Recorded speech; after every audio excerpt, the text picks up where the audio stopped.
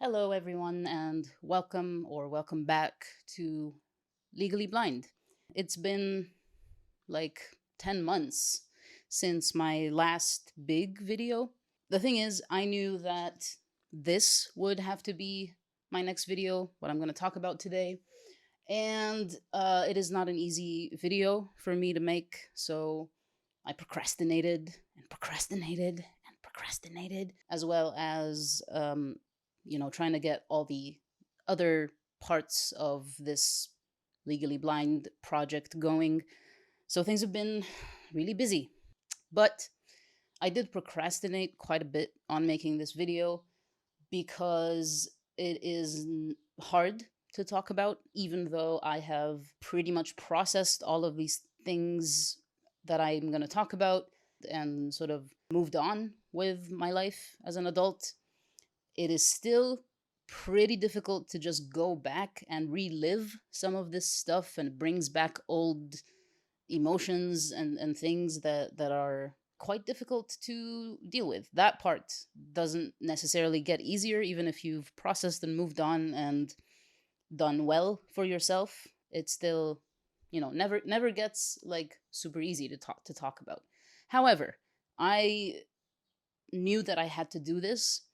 My brain just keeps nagging and nagging and nagging me to do it. And I know that it could help a lot of people who might be either going through the same things now as young people, or as older people, or as people who have kids who might be going through this, or loved ones in general.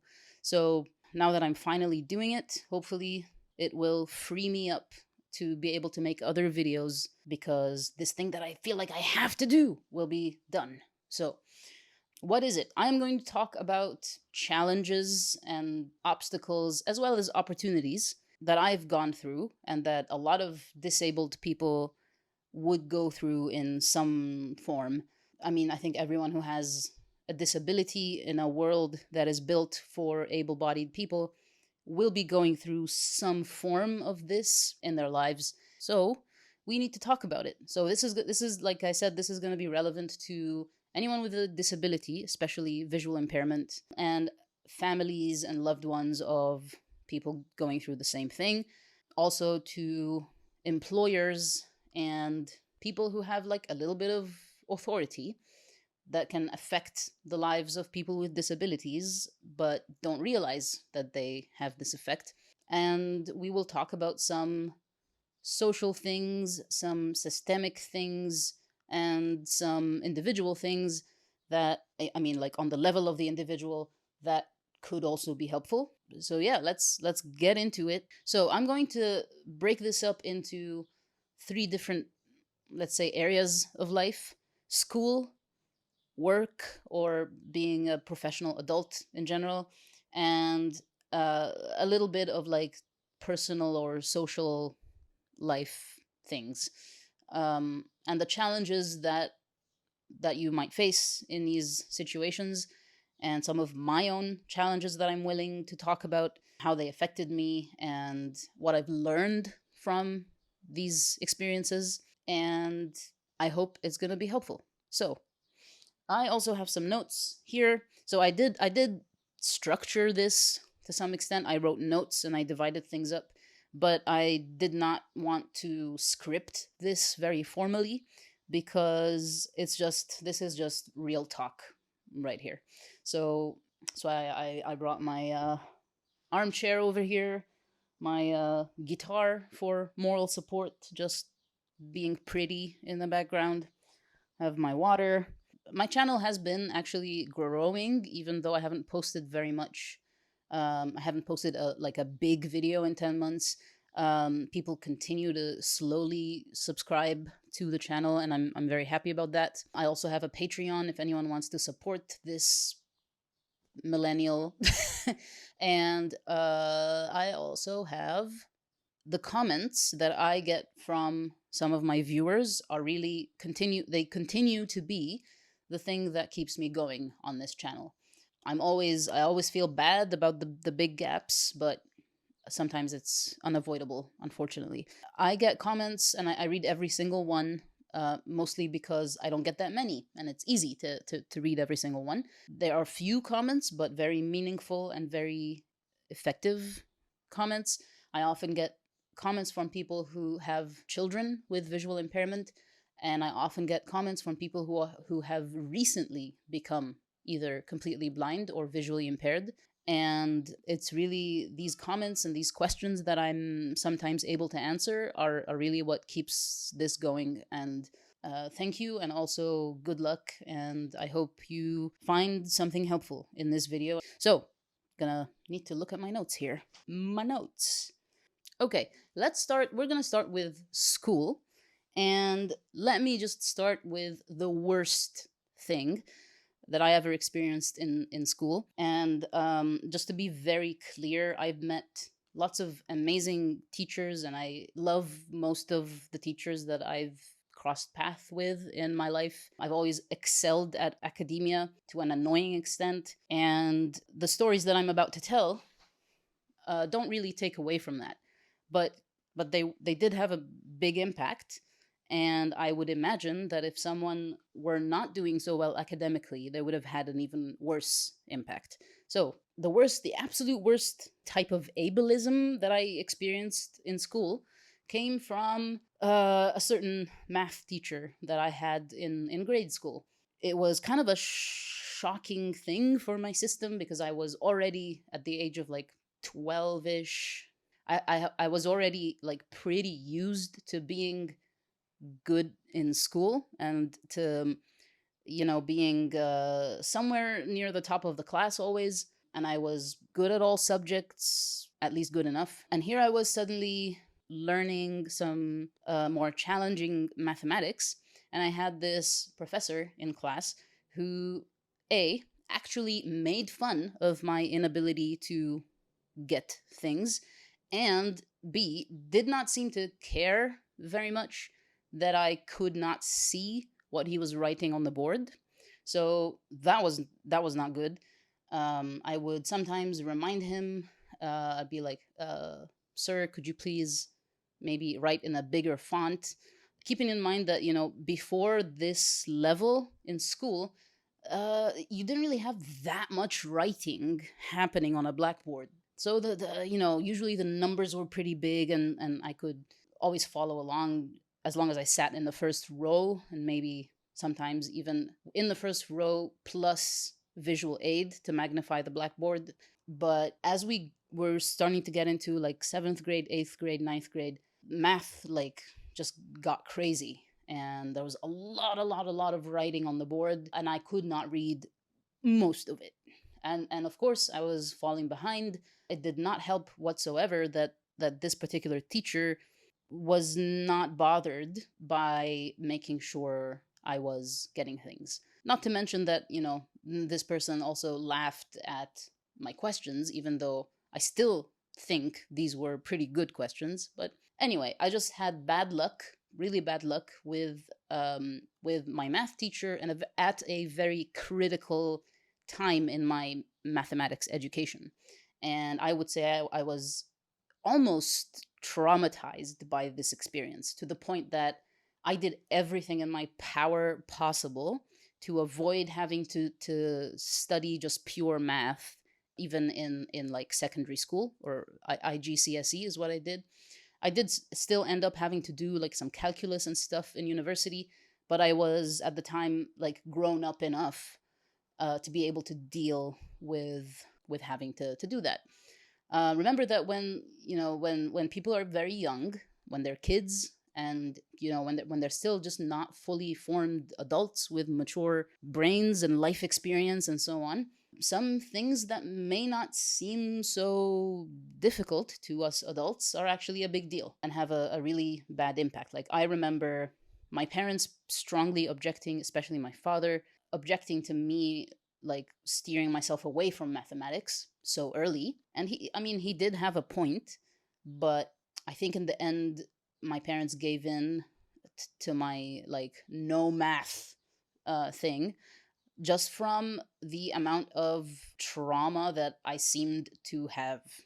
I can usually like advocate for myself pretty well, even from a young age. I argue be like, no, I want this and whatever.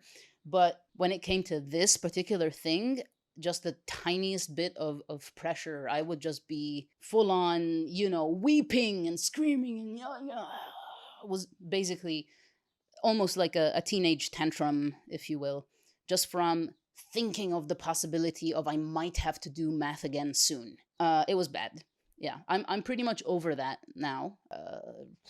Don't really care to go back and learn the math that I didn't learn, but I might do that at some point if I have time.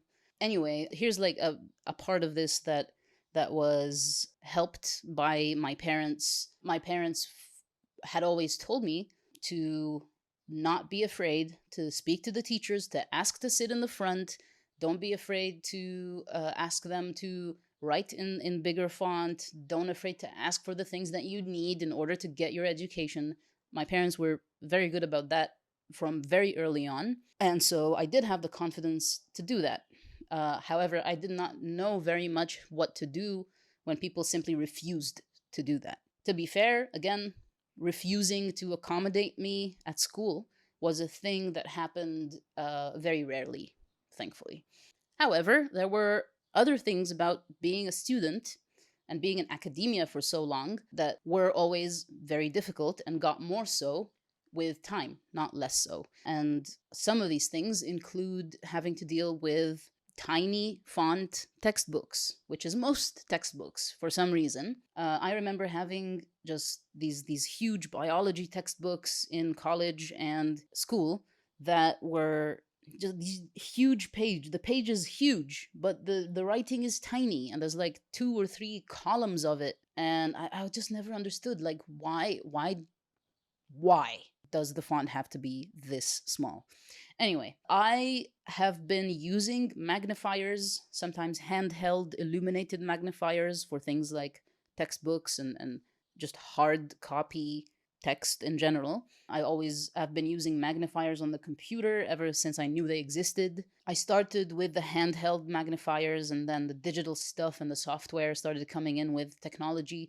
I am sort of lucky also to have been growing up in an age where there's a lot of advances in this stuff. But what people forget often is that magnifiers and visual aids in general do not level the playing field. They just make it possible for us to access the information and to access the education, but it is still hard. Reading with a magnifier is hard. It fatigues your eyes. It can give you headaches or migraines, eye strain headaches, eye strain migraines. It is exhausting. So I actually try to tell this to people who don't understand, and we will come to these people in a little bit. People who do not understand why people with disabilities should be entitled to accommodation. Why do we have to provide all these things for you? It's not our fault you're disabled. Oh God, it sounds so awful, even like pretending to say it. But I have heard this. I have heard this before, even from like really well-meaning, supportive people. And what I try to get across to these people, to kind of help them imagine what our lives are like as people with any kind of disability, I tell them, imagine if every little thing you had to do in life, as in getting dressed, going to the bathroom, brushing your teeth, making a meal, picking out something to wear, walking to a bus stop, or going to work in whatever way. Imagine if every single little thing that you did in life was just 5 or 10% harder than it is for you right now. How tired would you be at the end of the day? How much would you be able to accomplish in life? What are the things that are gonna fall through the cracks if this is your life? Now, imagine if a lot of these things are not just 5 or 10% harder, but more like 40 or 50 or even 100% harder. What people don't realize is that disability is going to be directly impacting the amount of energy you have in life, not just energy as in physical energy, but also your mental health and your ability to be creative, your ability to be social. All of these things require energy. And if you are too friggin' tired all the time because it is so hard to do stuff, a lot of things are gonna fall through. We will circle back to this line of thought later. Coming back now to having to deal with asking for accommodation. Like I said, when I was younger, this was pretty, straightforward. Sir, teacher, miss, could you please write in a bigger font? Sir, miss, professor, could you please print the exam paper on a larger font for me? Things like that. Most teachers, like I said, were more than happy to accommodate this. Even the ones who had, let's say, doubts or were unsure whether this is fair. And I'll take you now to a story from kind of grad school or just before grad school, in the transition between college and grad school. I received a scholarship to do my graduate school at a state of the art brand new research institute in Saudi Arabia while I was still an undergrad. And this like big scholarship covered a lot of things that needed to be covered financially in terms of tuition and a lot of things, and it was a huge relief kind of for my whole family that was trying to put me through a very expensive private university. And at some point I was required to take an English exam, just a sort of English proficiency exam that I absolutely 100% did not need, keeping in mind that I had already won multiple awards for writing things in English. My level in the English language was much higher than it should have been given my education, and that was because I was learning English in my free time. Like, I was so obsessed with this language, I did not stop learning it just because school was out. And I wasn't doing it because I wanted to achieve anything in particular. I just literally just found it really fun and engaging and stimulating, and I loved to read. And when you read a lot, you pick up things in the language that you won't pick up at school. So I was clearly already really good at English. And yet, any grad school will have requirements to get in. Sometimes you have to take a GRE test or an English proficiency test or whatever. And it was just something I had to do to check off the list, a hoop to jump through.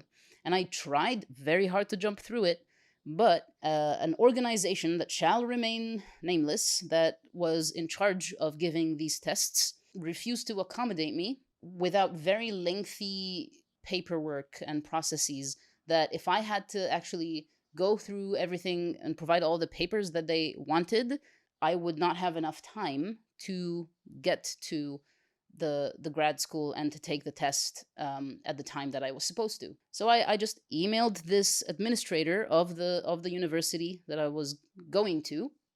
I was like, this is the situation, 1, 2, 3. We tried I tried a second time to take the test on a computer that supposedly had a magnifier, but then we get there on the day of the test to find out the magnifier is not working, of course. And I just emailed them. I told them the whole story. I tried this and I tried that. And can we please stop putting so much effort into a test that I don't need, and just like exempt me from this requirement? And just bad luck. The individual who received this email was someone who did not want to accommodate me and thought that I was asking for special treatment, basically. So, this particular administrator thought I was, just a spoiled, entitled academic elite who was asking for special treatment. And, they got mad. Luckily for me, some of my few soon to be colleagues and academic advisors sort of stepped in onto my side and kind of just helped smooth things over and let the whole thing pass. And I didn't lose the scholarship. Phew. And I say phew because, that scholarship was probably the best, or at least one of the best things that have ever happened to me in my life. So yeah, I'm glad I didn't lose that, but I could have. And it was not the last time for me to encounter some of this type of attitude, also from university administrators. I mean, almost never encountered this from my academic colleagues and bosses and friends and peers, but other people, administrators, you need to do better. Anyway, another little anecdote along the same lines is, while I was at grad school, I go to another administrator and I ask if it is possible for the university to purchase on my behalf a pretty expensive visual aid device. And there was some resistance to that in the beginning. The back and forth clearly showed that they didn't really want to do it, and they were like, why are you asking us for this, and why don't you just get it yourself, you're being paid enough, and this kind of thing. And again, this feeling of you are an entitled person asking for special treatment. And so it's time to address this again. Leveling the playing field, or attempting to level the playing field a little bit, is not asking for special treatment. And no one should make you feel that way if you have a disability that requires accommodation. I guess the reason why, I mean, this is just my opinion, but I'm guessing the reason why some of these interactions happen, and why there are people who think like this, who think that accommodation for disability is just asking for special treatment, comes from the a sort of forgetting of the fact that every single human being is valuable and deserves opportunity and deserves fairness and deserves to be treated with respect. And some people, unfortunately, only believe that you are valuable and you're worth something only if you are productive, whatever the definition of that might be for different people. And that's, in my opinion, that's somewhat dangerous thinking, because, there are people who can't work for various reasons at all. Like, there are people who cannot work at all. And there are people who can work a lot less than you. And there are people who don't work at all and yet are extremely valuable in their community, in their family. And you know what? Even if they are complete loners, they are human beings who are alive. It's just like it's a little bit silly. See where we're going.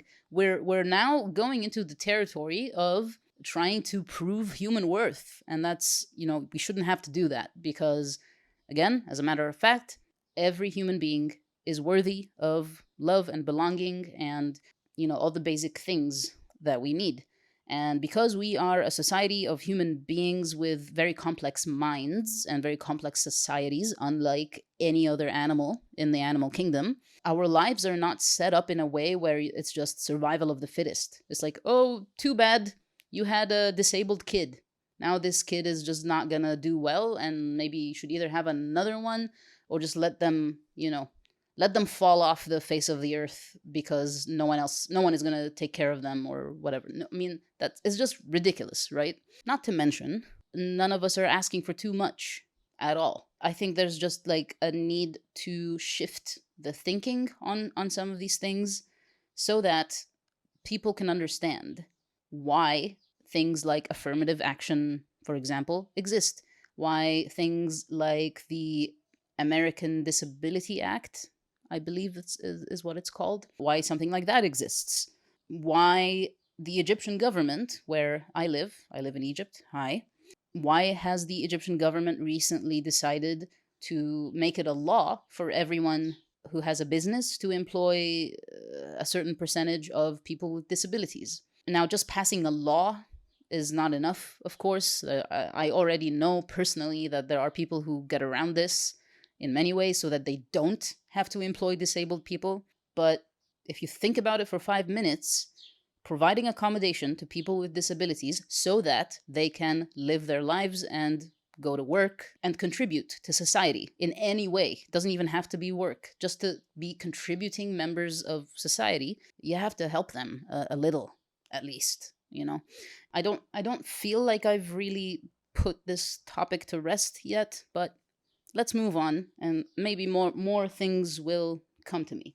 So back to these little encounters of being made to feel like I'm asking for special treatment, or being made to feel shame, basically, for asking for something like a visual aid, or an exemption from an exam that I don't need, or things like that. On the individual level, and this is something I didn't realize until much, much later, again, with maturity and just growing up, being an adult and having life experience, that these little encounters, no matter how short, were so disruptive to my nervous system, my actual, like, physical being.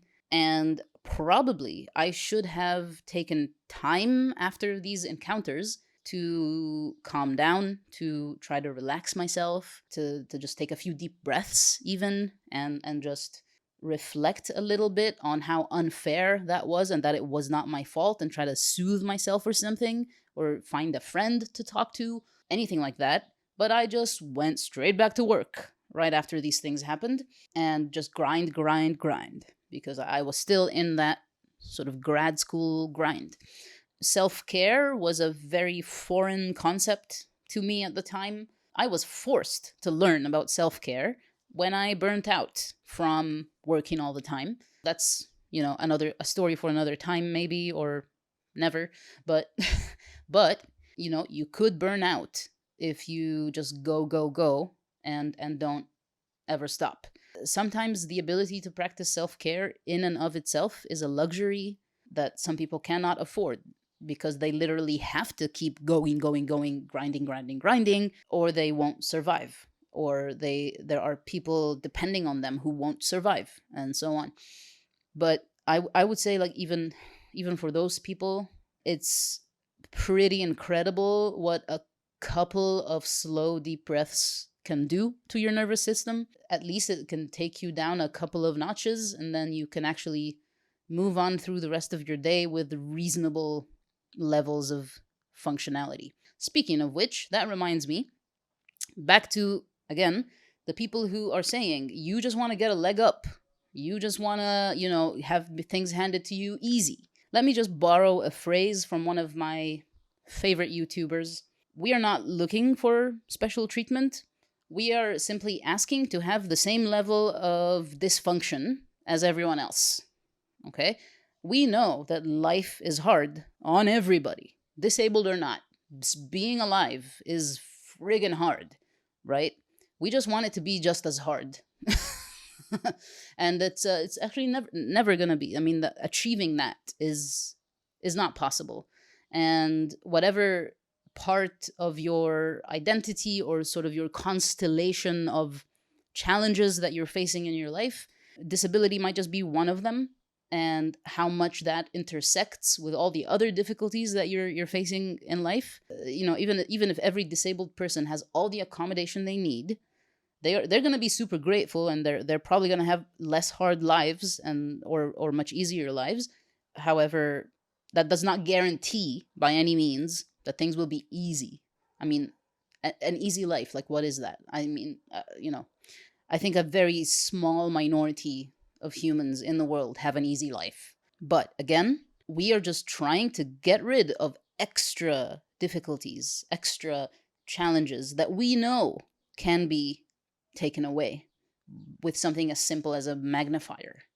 Some of these things are too expensive for people to afford. So their companies that they work for, or the institutions that they study at, or whatever, can maybe help them get these things to use for the rest of their lives. It's a small amount of money compared to when you think about how long this person is going to be using this device throughout their whole career and life. I still have illuminated magnifiers from when I was a little teenager, 12, 13 years old. And I still sometimes use them, even though, now with iPhones and other things, I often have quicker replacements for these devices, but I have them when I need them, and it makes a big difference. It's just huge to have them. So yeah, again, we're just asking for the same level of dysfunction that you guys have as able-bodied people.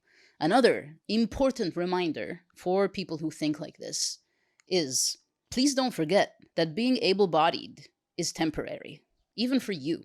I don't care how healthy you are right now, there will come a time, and it doesn't have to be like, I'm not talking about accidents, horrible accidents, or major life changing events. Simply age is, eventually takes away from your ability to do things.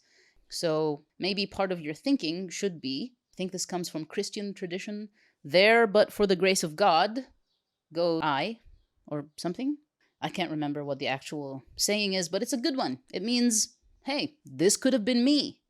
This person who is like struggling to read the timetable of the public bus could have been me.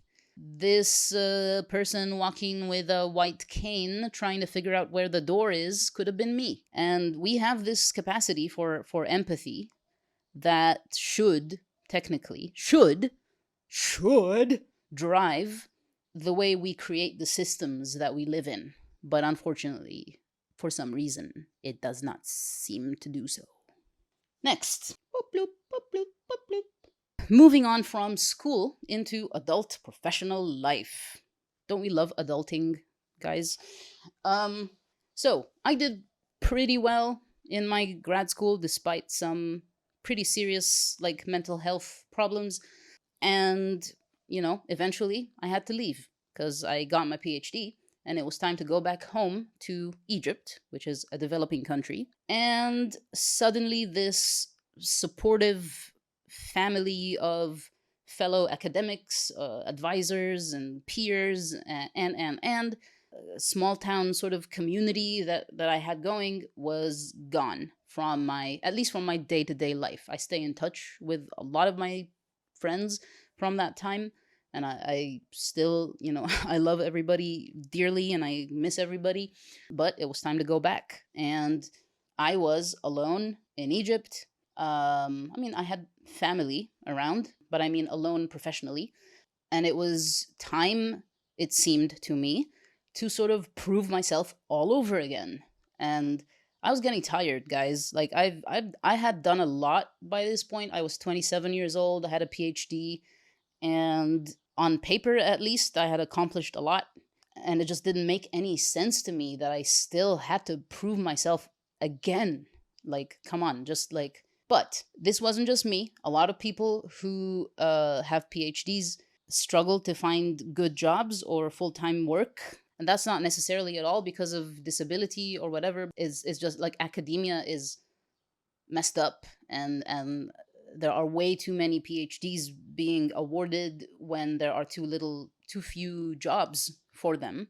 It's a whole other problem. But here's how things were a bit different, I would guess, for me than it was for my colleagues who were possibly applying for the same jobs. For an employer who doesn't know who I am, getting my CV, applying for a job, a postdoc, I applied for postdocs in multiple parts of the world. I sort of would have liked to get back out of Egypt again as quickly as possible, but that didn't seem to be in the cards. I mean, I'm still here. But for an employer looking at my CV looks impressive, but, I'm sure there were many, many impressive CVs on their desk.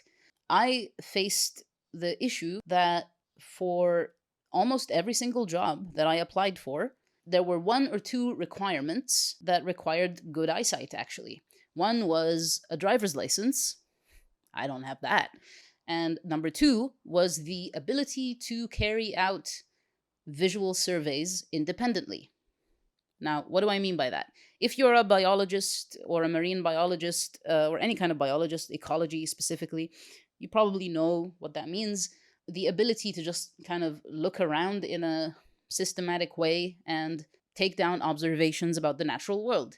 In marine biology, specifically coral reef biology, which was my specialty, that could be, swimming along a transect and counting fish and so on. That was always pretty much impossible for me. I can see the critters, I can see the pretty colors, I can navigate. I cannot be trusted to take reliable data on things like this, which makes sense. When I was studying these things, I thought that might be a problem. And I remember a couple of conversations that I had with people who I would say akin to advisors of mine. One was during a research internship that I was doing even before I went to grad school. I was doing this amazing, amazing research internship in Egypt, my home country, in the Red Sea, working with a bunch of researchers who were studying dolphins and marine mammals in general. I was helping out on the boat. I had tasks to do. I was in the water like almost every day, swimming with dolphins, trying to take identification photos. I learned a lot about this stuff and about just about being in the field and field work. And at some point, I remember being on a boat and feeling kind of introspective, very introspective, a little bit worried. And my one of my somewhat older friends, who was in her forties at the time, she was there, and we kind of started talking. And I just remember expressing a concern to her of like, I don't know if I could continue in this field with my visual impairment. Like I felt like this was a going to be a serious problem. And she, like most of my peers and advisors and teachers, believed in my ability and my talent so much that they were like, nah, this is not going to be a problem. First of all, in biology and in marine biology, in research in general, we do things as part of a team. And you don't have to be the member of the team who does the visual data. And that is why when we went out on the boat together for like a research cruise for, I don't know, 20 days or something, living on a boat, working every single day in shifts, I never had a shift that included visual surveys because, simply scientifically speaking, I cannot produce reliable data doing that. But I had shifts on the computer, logging in sightings that we had, crucial data information that the project cannot exist without. And I had other shifts also. It wasn't just computer work always. Again, like I was in the water taking photos and stuff like that. So same thing in grad school. I finished this amazing experience, and then I went to grad school and again expressed the same concern. I tried my hand at different things. I tried, getting into dissecting fish with this like jeweler's sort of magnifying lens to try and extract like really tiny bones from the ears of fish. I really tried. I even tried learning to do it by ear because one of my teachers, my professors, told me like you could actually hear this bone if you touch it. I tried. I also tried working with molecular biology and genetics and genomics, all the pipetting and the tiny tubes and the working with samples that are like smaller than a drop of water. That was just not livable for me. I could not do this just for the duration of one course, let alone my whole career. And that was a bit disappointing because I honestly thought when I studied biology, when I first started studying biology, that was what I was going to end up doing, genetics and molecular biology and stuff. But I quickly just lost interest in that because it seemed just so physically impossible. But I did find another way. And my grad school advisor said the same thing that my dolphin studying friend told me, which is that you're gonna be part of a team, and the other people on the team who can see well will do the visual data collection. But when I graduated and went on back home to my third world developing country, and started applying for jobs everywhere, in and out of Egypt, that did not seem to be the case. It seems to be that this is true only when the people know who you are and want you on their team because they know you are good.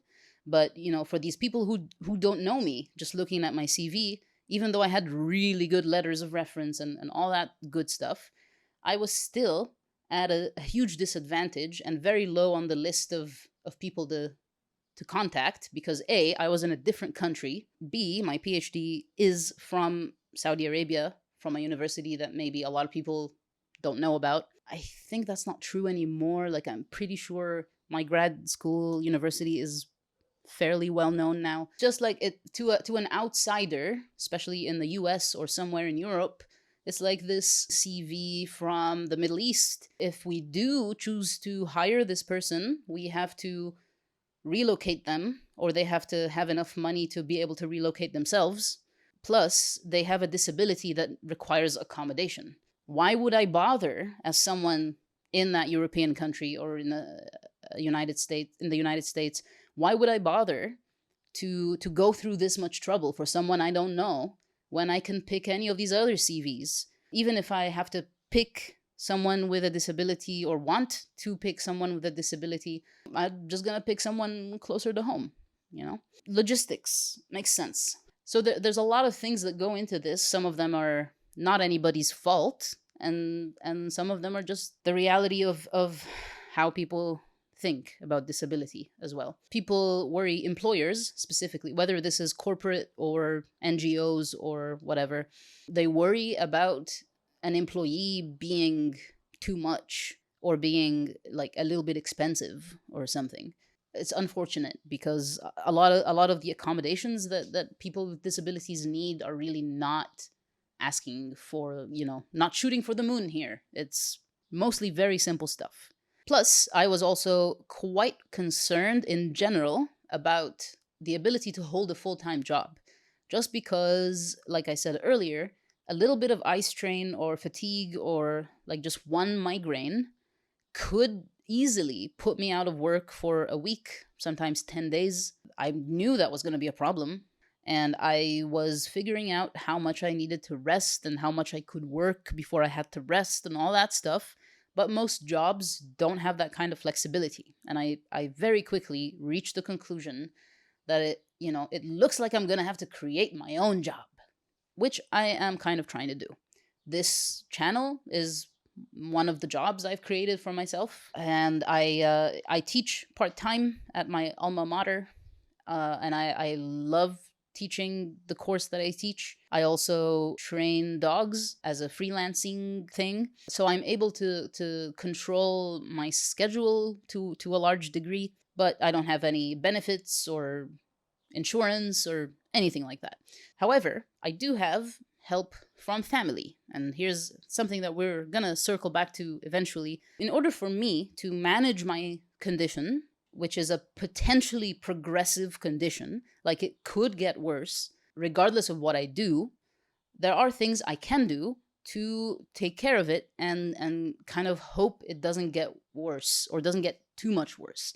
And these things include that I have to rest when I need to rest, I need to eat well, sleep well, take care of my mental health, all that stuff. And that seems to conflict with holding a full-time job in most places. And at least for most of the jobs I'm willing or interested in doing. So the sort of gig economy thing I'm doing here, which I think a lot of millennials are doing also. So there's also like a generational element to this.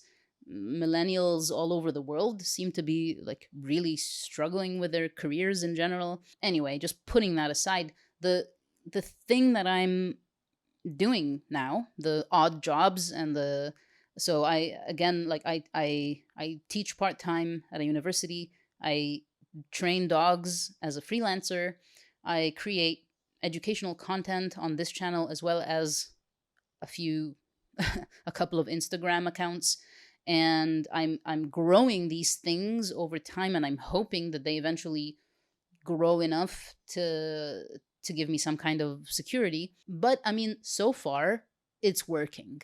But then again, external things come in and knock you down, like the economy of the country I live in. So I would sometimes start to do very well, and then bam, inflation, another bout of inflation happens. All prices go up, all cost of living goes up, rent, food, everything. And I, fine, okay, we pull up our sleeves and we readjust and we work harder, and then things start to get a little bit better again, and then bam, another bout of inflation. So Literally, guys, Egypt has gone through, especially for, people who are watching who are not from Egypt or don't live here. Since I came back to Egypt in 2016, Egypt has gone through multiple huge bouts of inflation. And just for the foreigners watching who want to have an image of this, like when I first went back to Egypt in 2016, I would say like a carton of 30 eggs was like 35 pounds or something. And now the same carton of the same number of eggs is like 180 something Egyptian pounds. That's pretty much a five-fold increase in a very short amount of time, relatively. Everybody is suffering from this. Everybody who lives here is suffering from this to varying degrees, obviously. But as I was saying earlier, whatever problems you have because of your disability, they're just going to intersect with a whole bunch of other things that are also outside of your control. And that is why we need to help each other. Guys, we need to help each other. Now into like some hobbies and personal life or social things that presented challenges.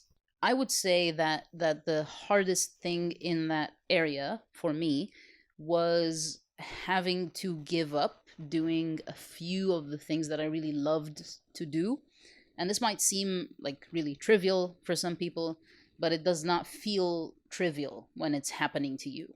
So, I mean, especially for someone like me who was always this person who does everything, having some of these things get stripped away from you just because you can't do them physically anymore was sometimes very upsetting. And there is something to be learned here on a personal level, because you have to eventually rise above this identity or this like image of yourself as the person who does all the things, because it's not necessarily your identity. I mean, that means that you're tying your worth to your ability. This core belief was one of the major things that gave me a lot of mental health grief in the past.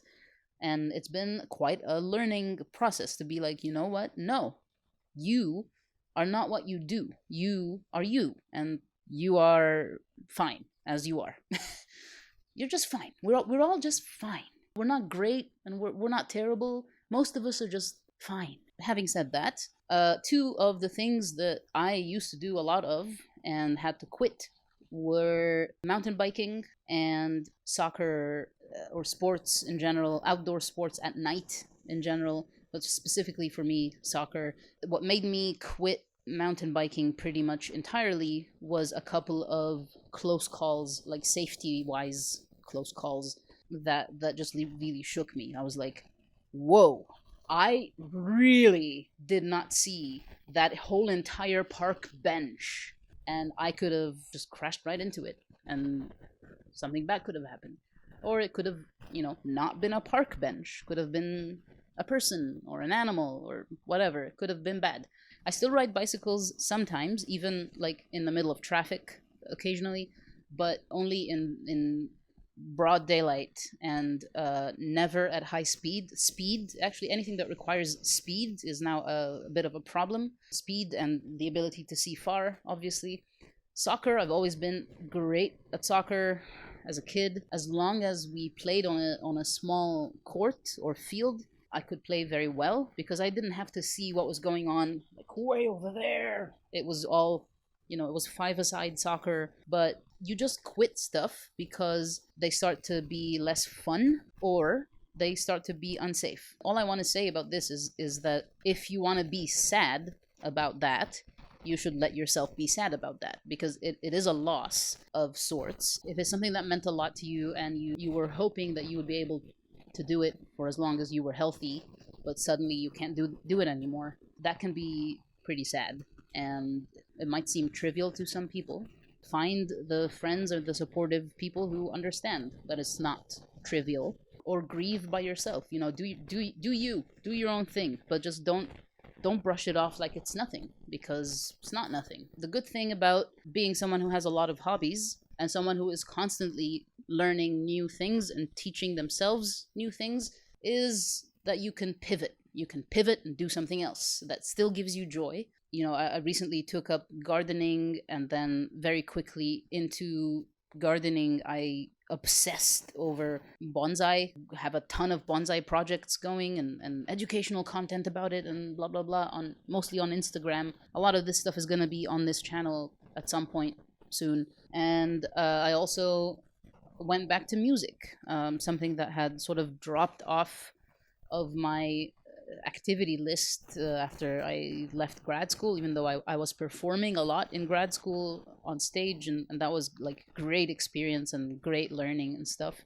Taking my hobbies actually seriously adds a lot of value to my life. So, sort of closing thoughts, I'm trying to give back to the world that has, in one way or another, given me a lot of things by creating educational content and passing it on to people, mostly for free. So I have this channel, and I have two accounts on Instagram. One where I teach people about dogs and dog training, which is, as I mentioned, is one of my jobs. And there's also a podcast with the same name.